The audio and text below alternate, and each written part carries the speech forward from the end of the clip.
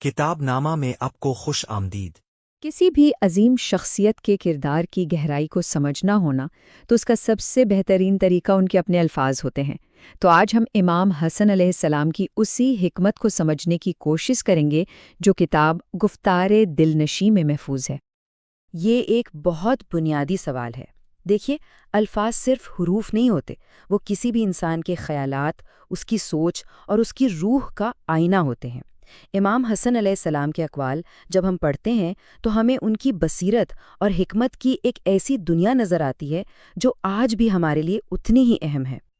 اچھا، ان کی حکمت میں گہرائی سے اترنے سے پہلے یہ جاننا ضروری ہے کہ وہ کون تھے۔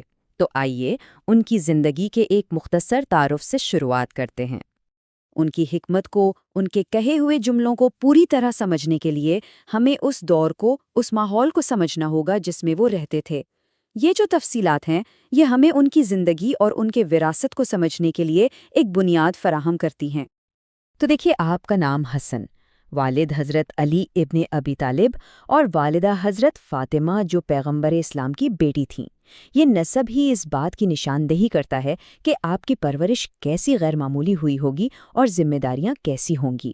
آپ نے 47 سال کی عمر میں شہادت پائی اور مدینہ کے جنت البقیع میں دفن ہوئے۔ یہ وہ حقائق ہیں جو ان کے زمانے اور ان کے مقام کو سمجھنے میں مدد دیتے ہیں۔ تو ان کی زندگی کا یہ پس منظر ذہن میں رکھتے ہوئے اب چلتے ہیں ان کی تعلیمات کے عملی پہلوؤں کی طرف۔ یہ وہ اصول ہیں جو ہماری روزمرہ کی زندگی، ہمارے معاملات اور ہمارے کردار کو بنانے میں رہنمائی کرتے ہیں۔ یہ سوال ہمیں سیدھا امام کی زندگی کے ایک بہت ہی مشہور اور طاقتور واقعے کی طرف لے جاتا ہے، ایک ایسا واقعہ جو ان کے کردار کی اصل گہرائی کو ہمارے سامنے کھول کر رکھ دیتا ہے۔ ان کی زندگی کی سب سے مشہور کہانیوں میں سے ایک یہ ہے کہ جب کوئی آپ سے دشمنی کرے تو آپ کا رد عمل کیسا ہونا چاہیے۔ یہ صرف ایک کہانی نہیں بلکہ ان کی حکمت کا ایک عملی مظاہرہ ہے جو یہاں اس کتاب میں بھی درج ہے۔ یہ کہانی 3 حصوں میں ہمارے سامنے آتی ہے۔ پہلے توہین ہوتی ہے، لیکن جواب میں غصہ نہیں، دعوت دی جاتی ہے، اور نتیجہ کیا نکلتا ہے؟ نفرت محبت میں بدل جاتی ہے۔ یہ صرف الفاظ نہیں تھے، یہ عمل تھا۔ یہ اس بات کی بہترین مثال ہے کہ اصل طاقت معاف کرنے اور مہربانی کرنے میں ہے۔ وہ جو پورا واقعہ تھا وہ اس ایک جملے کی زندہ مثال تھا، سب سے اچھی نیکی اچھا اخلاق ہے۔ یہ ان کے تعلیمات کا جیسے نچوڑ ہے کہ آخر میں جو چیز سب سے زیادہ معنی رکھتی ہے وہ آپ کا کردار ہے۔ اور یہ تعلیم سیدھی ماخذ سے لی گئی ہے۔ یہ اس بات پر زور دیتی ہے کہ ان کی حکمت وقت کے ساتھ ساتھ محفوظ رہی ہے اور آج بھی ہمارے لیے موجود ہے۔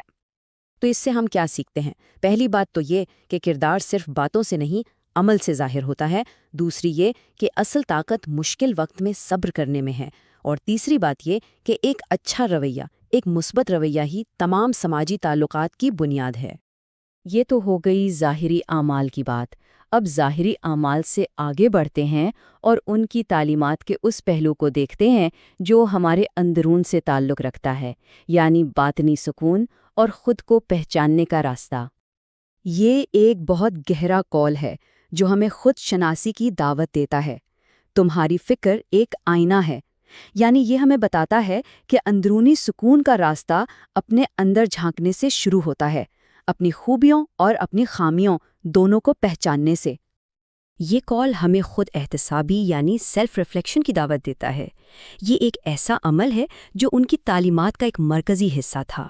یہ ہمیں اپنے خیالات کا جائزہ لینے اور خود کو بہتر بنانے کی ترغیب دیتا ہے۔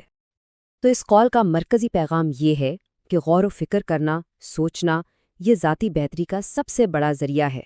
یہ ہمیں اپنی خوبیوں کو اور مضبوط کرنے اور اپنی خامیوں کو دور کرنے میں مدد کرتا ہے۔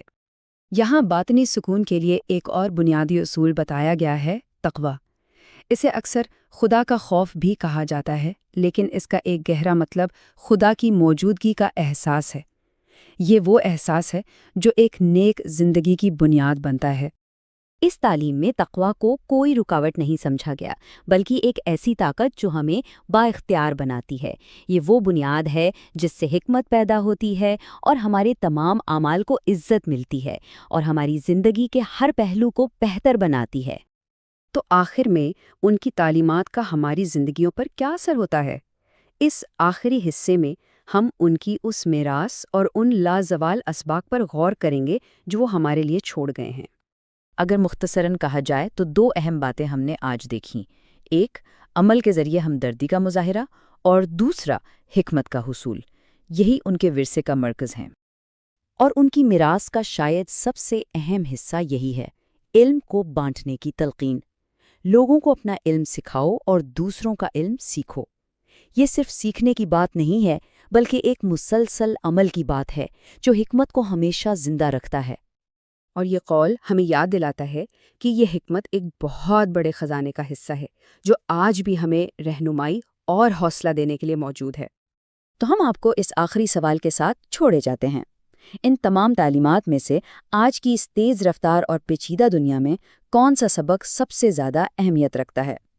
اس قدیم حکمت کی آج کے دور میں معنویت پر غور کرنا ہی اس کا اصل مقصد ہے۔